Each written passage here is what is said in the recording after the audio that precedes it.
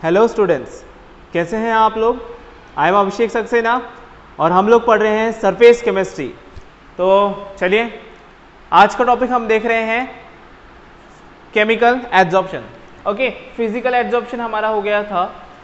अब तक के जितने भी हमने लेक्चर्स देखे उसमें हमने बेसिक टर्म्स से लेकर एडवांस तक हम चले गए हैं। हमने एड्जॉर्प्शन के बेसिक टर्म से फिजिक्स ऑप्शन से लेकर उसकी इक्वेशन, लैंग्वेज इक्वेशन, फ्रेडलिज इक्वेशन और उसके ग्राफ्स के बारे में भी डिस्कशन कर लिया है। तो चलिए आज हम लोग बात करते हैं केमिकल एड्जॉर्प्शन के बारे में। तो हम शुरू कर रहे हैं केमिकल एड्जॉर्प्शन। तो याद रखिए, इसके भी मैं और नाम बताता हूं। केमिकल एड्जॉर्प्शन का मैंने आपको दूसरा नाम बताया था जो कि है केमिसॉर्प्शन। केमिसॉर्प्शन प्लस इसे हम लोग लैंग्वेज एड्जॉर्प्शन भी कहते हैं।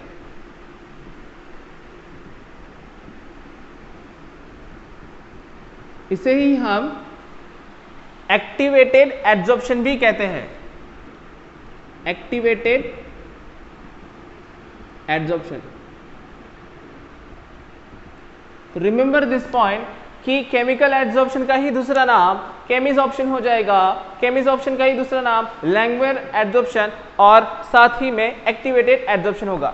आपको याद रखना है, जैसे कि मैंने फिजिकल एड्जॉर्प्शन में फिजिकल एड्जॉर्प्शन को फिजिक्स ऑप्शन कहा था, फिजिक्स ऑप्शन के बाद इसको फ्रेडलिक एड्जॉर्प्शन कहा था एंड लास्ट वन क्या कहा था, van der Waals adsorption. Remember, सबसे पहला पॉइंट अगर हम बात करते हैं केमिकल एड्जॉर्प्शन की, तो केमिकल एड्जॉर्प्शन में एड्जॉर्बेट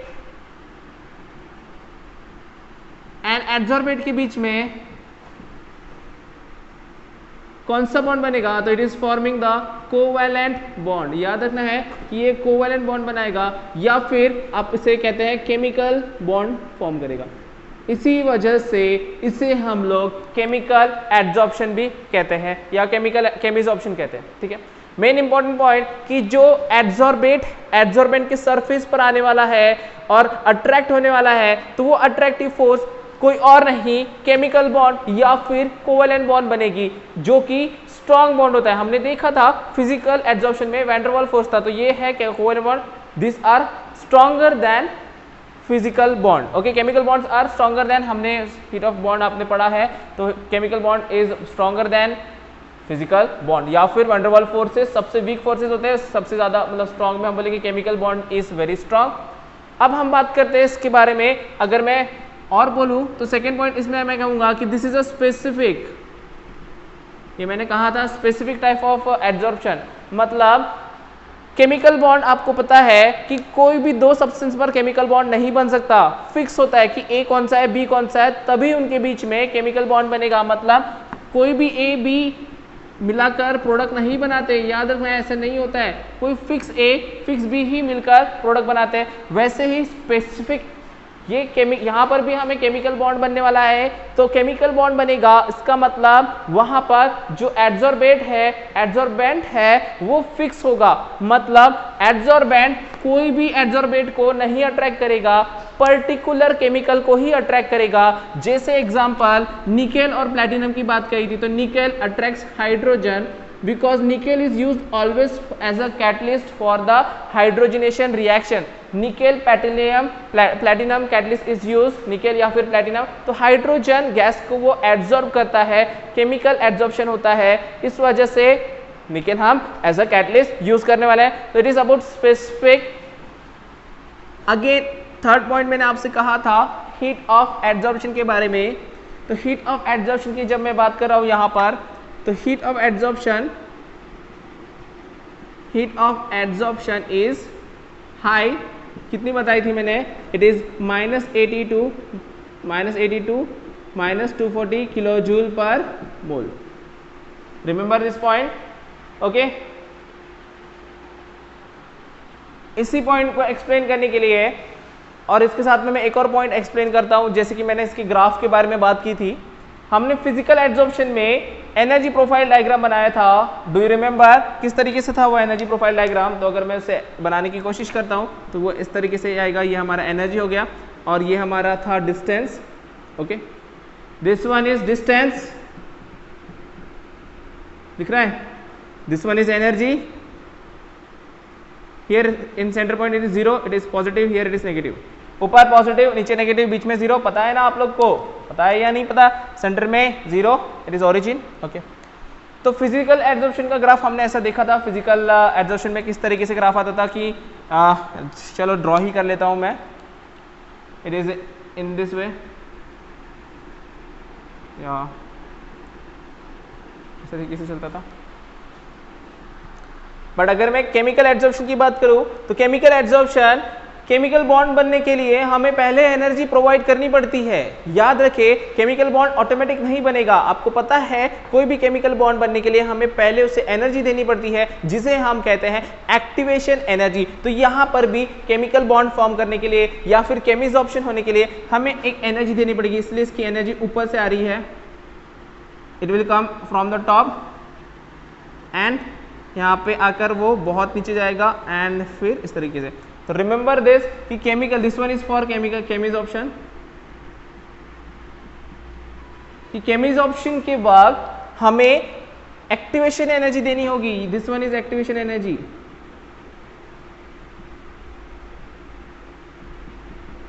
मतलब ये पॉजिटिव एनर्जी जब तक हम नहीं देंगे तब तक केमिसॉर्प्शन नहीं होगा। मीन्स केमिसॉर्प्शन होने के लिए हमें बाहर से एनर्जी देनी पड़ रही है। हमने एनर्जी दी, वो सब्सटेंस के पास पहले 0 एनर्जी था, फिर पॉजिटिव एनर्जी, इट विल, उसकी एनर्जी धीरे धीरे जैसे जैसे वो पार्टिकल के पास आएगा, see this one is distance, distance is decreasing, distance decrease होगी तो उसकी एनर्जी कम कम होती जाएगी एंड एक पर्टिकुलर पॉइंट पर वो बॉन्ड फॉर्म करेगा। सी दिस डिस्टेंस, ये डिस्टेंस देखो एंड ये डिस्टेंस देखो, यहाँ पर फिजिकल बॉन्ड बनता है, this is at this point physical bond and this is the distance, this is the heat delta H chemisoption, this is delta H physisorption। Difference देखिए कि यहाँ पर डेल्टा H छोटा है, एक्चुअल में इससे भी छोटा बनेगा, अब दिखना चाहिए इसलिए मैंने बड़ा बनाया है, एक्चुअल में बहुत छोटा होता है ये, और ये डेल्टा H बड़ा होता है, इसकी कंपैरिजन में बहुत बड़ा होता है। ओके, 20 to 80 सॉरी 20 to 40 हमने इसका लिखा था। Okay, this one is very small physisorption का, बट वापस हमें इंपॉर्टेंट, हम लोग फिजिसॉर्प्शन तो हम पढ़ चुके हैं, सर बोलना बार बार क्यों फिजिसॉर्प्शन पढ़ा रहे हो, तो फिजिसॉर्प्शन जिसने नहीं देखा है वो पुराना वीडियो देख लेगा मेरा। ना हम लोग सिर्फ केमिसॉर्प्शन की बात करें तो केमिसॉर्प्शन पर पहले मैंने एक्टिवेशन एनर्जी दी, वो प्रोडक्ट 0 से सम एनर्जी पर चला गया, पॉजिटिव एनर्जी पर, सब्सटेंस एब्जॉर्बेट, फिर धीरे धीरे उसकी एनर्जी कम होती जा रही, क्यों, क्योंकि वो बॉन्ड फॉर्मेशन की तरफ जा रहा है and whenever a substance is forming bond, जब बॉन्ड बनाता है तब उसकी एनर्जी डिक्रीज हो जाती है, क्यों, क्योंकि वो स्टेबल हो जाता है, that substance is becoming stable, तो वो सब्सटेंस स्टेबल होते होते वो एब्जॉर्बेंट के पास में आ जाएगा और वो दोनों सब्सटेंस पास में आ जाएंगे तब बॉन्ड बनेगा, at this point chemical bond बनेगा एंड यहाँ पर जो एनर्जी रिलीज होगी वो ज्यादा होगी, so heat of absorption is high, -80 to -240 kilo joule. ध्यान में रखना है ये वैल्यू, क्लियर है। इसी ग्राफ से हमें एक और इंपॉर्टेंट पॉइंट मिल रहा है कि for chemical absorption high activated energy is to be provided, activation energy is to be provided. मतलब कि ग्राफ से, एनर्जी प्रोफाइल ग्राफ से आप बता सकते हैं कि केमिसॉर्प्शन के लिए हमें एनर्जी प्रोवाइड करना पड़ रहा है।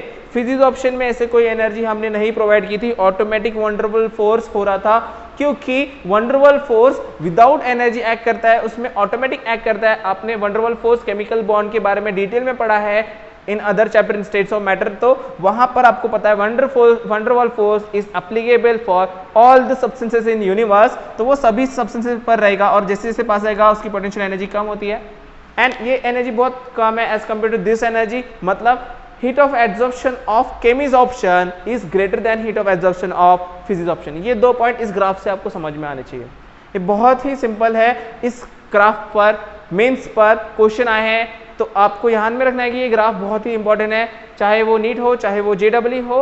ओके, ये हुआ हमारा जनरल, मैंने बताया फिजिसॉर्प्शन के लिए ये वाला ग्राफ फॉलो करता है, ऊपर चले जाएगा एनर्जी बढ़ जाएगी।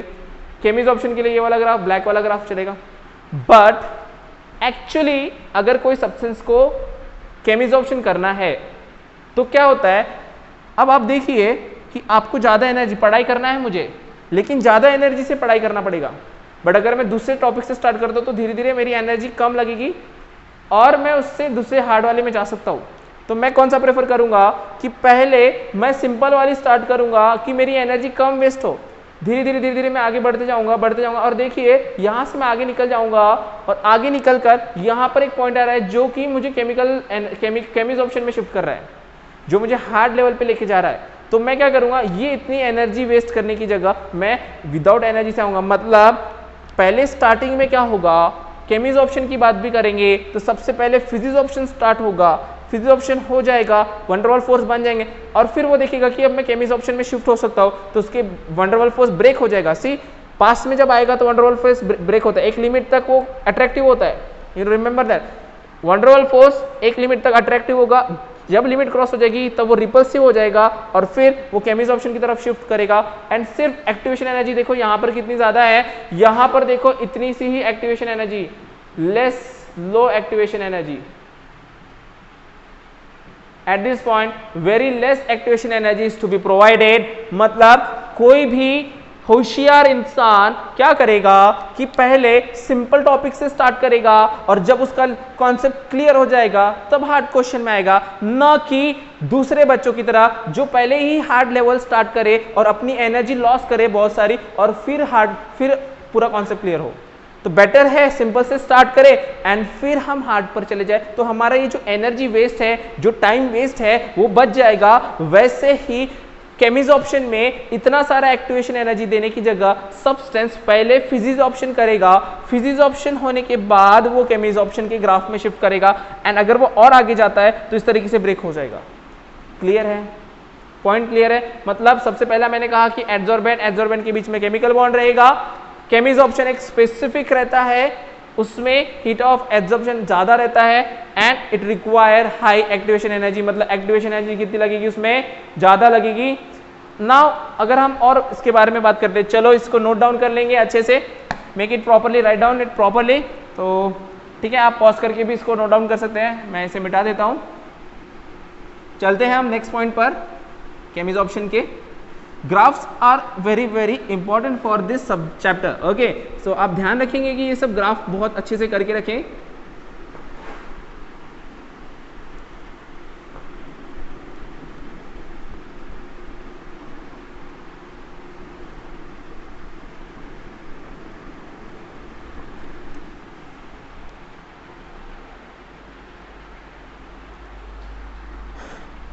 एक बात याद दिलाऊंगा कि फिजिक्स ऑप्शन में, जैसे कि अगर ये मेरा सब्सटेंस है, एड्सॉर्बेंट है,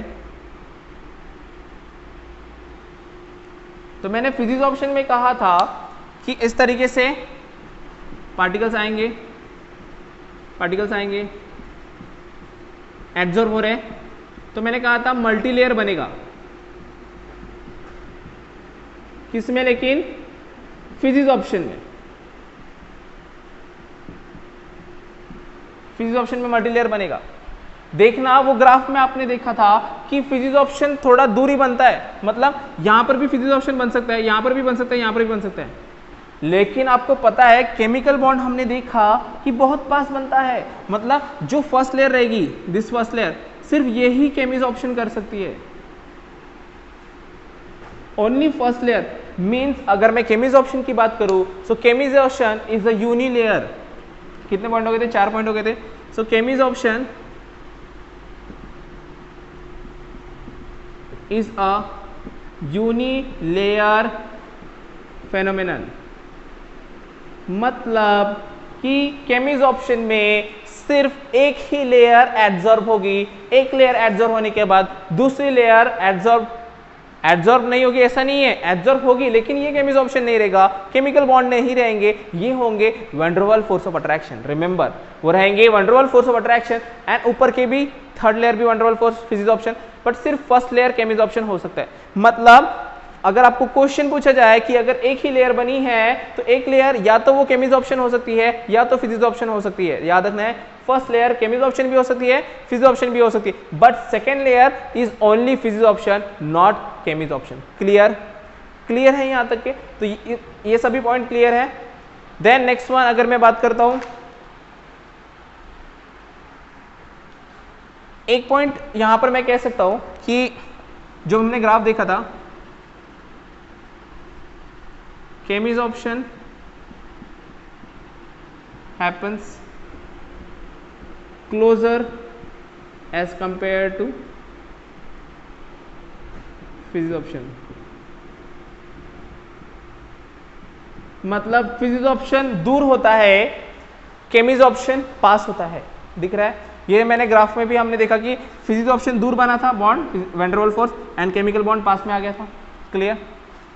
अब हम आ जाते हैं अब थोड़े से ज़्यादा डिटेल वाले पॉइंट में, जो हमने physioption की बात की थी, तो मैं इसको मिटा देता हूँ थोड़े डिटेल्स वाले बात करने से पहले। ठीक है, चलो मैं इसको लिख देता हूँ। एक और पॉइंट 7, मैंने कहा था कि physioption रिवर्सिबल है, but chemizoption is not reversible, इसलिए मैं इसको लिखूंगा it is irreversible. Remember that chemizoption is irreversible, वापस नहीं होगा, मतलब जो एब्जॉर्ब हो गया वो डिसॉल्व नहीं होगा। मतलब सिर्फ chemizoption की बात करें, मतलब अगर ये फर्स्ट लेयर आ गई तो ये chemizoption है, ये फर्स्ट लेयर बनी रहेगी, बट इसके ऊपर के physioption रहेंगे और वो एब्जॉर्ब होकर डिसॉल्व भी हो सकते हैं। मतलब पहला लेयर एब्जॉर्ब हो जाएगा, वो फिक्स हो जाएगा, बट उसके बाद के जो लेयर बन रहे जा रहे वो ऊपर के लेयर एब्जॉर्ब होके डिसॉल्व हो सकते हैं, इक्विलिब्रियम फॉर्म कर सकते हैं। तो रिमेंबर कि chemizoption इज इरिवर्सिबल। ये पहला लेयर एक बार बन गया chemizoption से तो फिर टूटेगा नहीं। ये अंबुजा सिबन का बॉन्ड है, एक बार बन गया तो टूटेगा नहीं। याद रखना है, ये वॉल बन गई तो फिर टूटेगी नहीं, chemizoption कभी टूटेगा नहीं। तो चलिए अब हम इसका रिप्रेजेंटेशन देखते हैं, जैसे हमने physioption का देखा था। इसको नोट डाउन करके कर लेंगे आप वीडियो पॉज करके भी नोट डाउन कर सकते हैं, राइट। तो इस पर टाइम वेस्ट करने की कोई ज़रूरत नहीं, आप वीडियो पॉज करके नोट डाउन करते चलिए। जो भी टॉपिक मैं बता रहा हूँ ये सभी बहुत इंपॉर्टेंट पॉइंट्स है। रिप्रेजेंटेशन ऑफ chemizoption, जैसे हमने physioption का रिप्रेजेंटेशन किया था वैसे ही हम इसका रिप्रेजेंटेशन करने की कोशिश करते हैं। तो हमारे पास था एड्जॉर्बेट को हमने ला लिया एड्जॉर्बेंट के पास में, तो ये फॉर्म करेगा एड्जॉर्बेंट बॉन्ड, और ये बॉन्ड रहने वाला है कोवैलेंट बॉन्ड। इसको ध्यान में रखेंगे। देखिए एरो मैंने एक साइड ही बनाया, चलो ये बॉन्ड है, ध्यान में रखना है, दिस इज बॉन्ड, ठीक है। तो ये एरो वन साइड बनाया। physioption में मैंने एरो रिवर्स डायरेक्शन में बनाया था, ध्यान में है कि नहीं है? देख लो पुराना वीडियो, ध्यान में नहीं है तो कि ये मैंने फॉरवर्ड डायरेक्शन में बनाया क्योंकि ये रिवर्सिबल नहीं है। अब ये रिवर्सिबल नहीं है, ओके क्लियर। अब हम आ जाते हैं, अब ये रिवर्सिबल नहीं है तो इससे कंक्लूजन मिलता है। जैसे physioption में मैंने कहा था वो प्रोसेस रिवर्सिबल है, तो वहां पर हमने ली चार्लियस प्रिंसिपल लगाया था, याद आया आपको? वहां पर हमने ली चार्लियस प्रिंसिपल लगाया था और दो ग्राफ बनाए थे, एक टेम्परेचर वाला मतलब आइसोबार का ग्राफ बनाया था और एक आइसोथर्म का ग्राफ बनाया था। बट यहां पर रिवर्सिबल ही नहीं है तो ली चार्लियस प्रिंसिपल नहीं applicable. So Le Chatelier's principle is not applicable here. Important is Le Chatelier's principal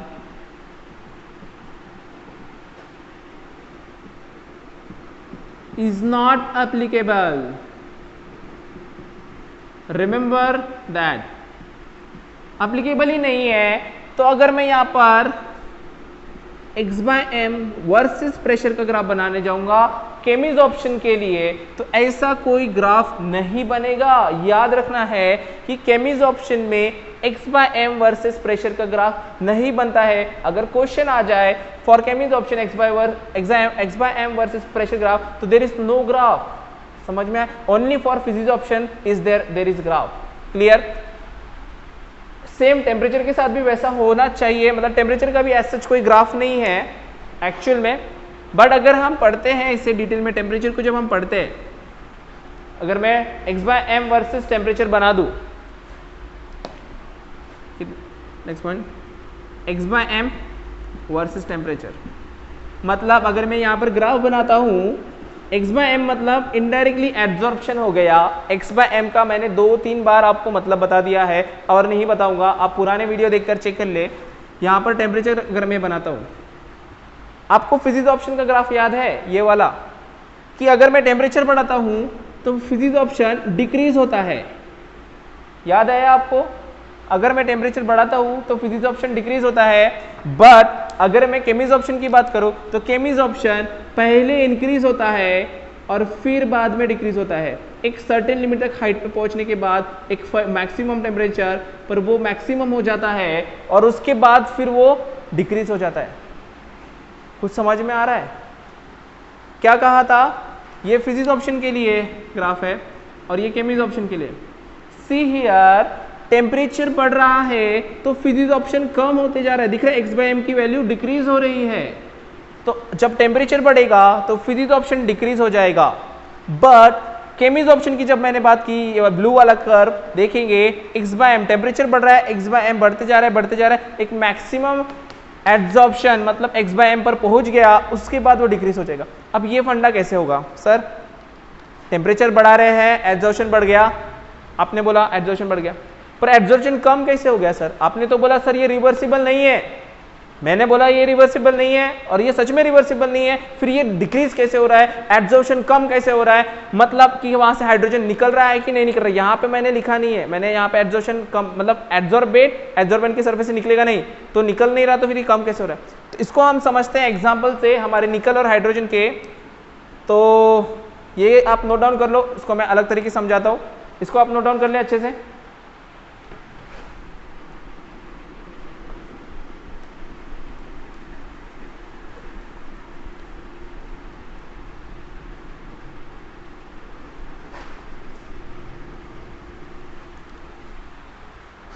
हम एग्जांपल ले लेते हैं केमिज ऑप्शन का, nickel and hydrogen. Remember nickel and hydrogen. तो निकेल का स्ट्रक्चर कैसे होगा? सॉलिड स्ट्रक्चर ऐसे,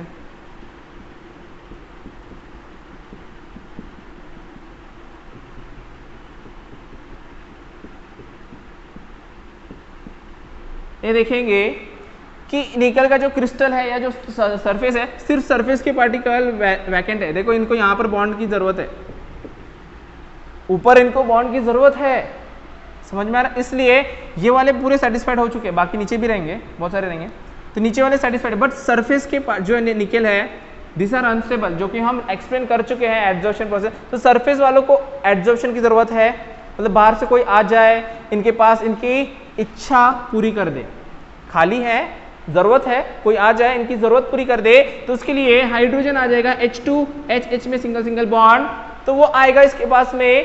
तो अगर H का बॉन्ड ऐसा ही रहेगा, अगर मैं H में यहां ला लेता हूं तो क्या होगा? H तो पूरा सेटिस्फाइड है, H पूरा सेटिस्फाइड है, मतलब हाइड्रोजन सेटिस्फाइड है, तो क्या वो निकल के साथ बॉन्ड बना सकता है? केमिकल बॉन्ड नहीं बना सकता, लेकिन फिजिकल बॉन्ड बना देगा। और यहां पर जब हाइड्रोजन का बॉन्ड ब्रेक नहीं होगा तब यहां पर वंडरवॉल फोर्स बनेंगे, वंडरवॉल फोर्स ऑफ अट्रैक्शन, मतलब फिजिक्स ऑप्शन हो जाएगा। बट अगर मैं टेम्परेचर बढ़ा दूं और टेम्परेचर बढ़ा दूं तो ये क्या होगा? हाइड्रोजन हाइड्रोजन बॉन्ड ब्रेक हो जाएगा, हाइड्रोजन हाइड्रोजन बॉन्ड ब्रेक हो जाएगा और दो नेसेंट हाइड्रोजन मिल जाएंगे हमें, दो नेसेंट हाइड्रोजन मिल जाएंगे। तो दो नेसेंट हाइड्रोजन क्या करेंगे? वो निकल के साथ बॉन्ड बना लेंगे। तो this is chemisorption, this is physics option.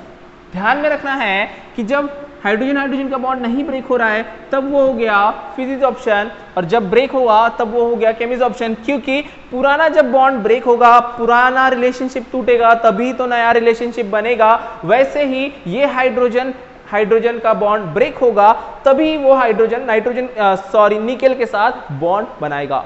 Clear? ये पॉइंट क्लियर है? यहां तक क्लियर है? मतलब टेम्परेचर इंक्रीज हुआ, बॉन्ड ब्रेक हुए, बॉन्ड ब्रेक होने के बाद एड्जॉर्प्शन, मैक्सिमम टेम्परेचर पर एड्जॉर्प्शन, केमिज ऑप्शन हो रहा है, केमिज ऑप्शन हो गया। चलो अब हम क्या करते हैं कि हम और टेम्परेचर बढ़ा देते हैं, तो क्या होगा? ये जो निकेल है और ये जो हाइड्रोजन है, ये निकेल और हाइड्रोजन ही रिएक्ट कर लेंगे एक दूसरे के साथ में। यहां पर तो एक नॉर्मल केमिकल बॉन्ड हुआ था, और पर हम क्या करें? प्रेशर भी इंक्रीज कर रहे हैं, टेम्परेचर भी इंक्रीज कर रहे हैं, तो क्या होगा? ये हाइड्रोजन उसके सरफेस के अंदर चले जाएगा, ये फॉर्म करेगा, ये क्या फॉर्म करेगा? क्या फॉर्म करेगा? नॉन स्टाइकोमेट्रिक सब्सटेंस, जैसे कि Ni0.38H, इसे हम कहते हैं non stoichiometric compound. Non stoichiometric compound, you know stoichiometric compound, जैसे ऐसे कंपाउंड जिनके कंपोजिशन फिक्स होते हैं। वाटर, मैंने पढ़ाया आप लोगों को शायद से कि वाटर H2O जिसमें 2 हाइड्रोजन और 1 ऑक्सीजन होता है, चाहे वो मेरे घर का पानी हो या फिर आपके घर का पानी हो या कहीं और पूरी दुनिया में आप कहीं से भी पानी ले लो, वहां पर हाइड्रोजन 2 रहेंगे, ऑक्सीजन 1 रहेगा, ये कंपलसरी है। But that is for stoichiometric compound, water is a stoichiometric compound. But यहां पर क्या हो रहा है, नॉन स्टाइकोमेट्रिक, मतलब इसका जो कंपोजिशन है, निकेल का कभी कम ज्यादा हो सकता है, हाइड्रोजन का कभी कम ज्यादा हो सकता है, ऐसा फिक्स नहीं है कि यही रहेगा। बट एग्जाम्पल के लिए हमने लिया है कि निकेल प्लस हाइड्रोजन, उन्होंने एक केमिकल कंपाउंड बना दिया, मतलब ये सरफेस था, यहाँ पर रिएक्शन होकर इन्होंने नया सब्सटेंस बना दिया, नया सब्सटेंस बना दिया, नया सब्सटेंस बना दिया, नया सब्सटेंस बना रहे हैं। तो यहाँ पर जो हाइड्रोजन था, ऊपर जो हाइड्रोजन था सरफेस पे, यहाँ निकेल का सरफेस है, तो ये हाइड्रोजन खत्म हो जाएगा, ये हाइड्रोजन कम हो जाएगा, खत्म मतलब हाइड्रोजन है वहां पर, लेकिन उसने नया सब्सटेंस बना दिया। देखो ध्यान से देखेंगे हम इस बात को, फिर से मैं बता रहा हूं कि पहले क्या हो रहा था, स्टार्टिंग में यहाँ पर निकेल है, हाइड्रोजन आया, हाइड्रोजन ने एब्जॉर्प्शन किया, हाइड्रोजन ने एब्जॉर्प्शन किया, सरफेस पर बॉन्ड बन गए। लेकिन सरफेस पर बॉन्ड बनने के बाद हमने क्या किया, टेम्परेचर बढ़ा दिया। पहले स्टार्टिंग में तो वंडरवाल फोर्स था, वंडरवाल फोर्स ब्रेक होके केमिसॉर्प्शन बन गया, ध्यान में है केमिसॉर्प्शन इस तरीके से।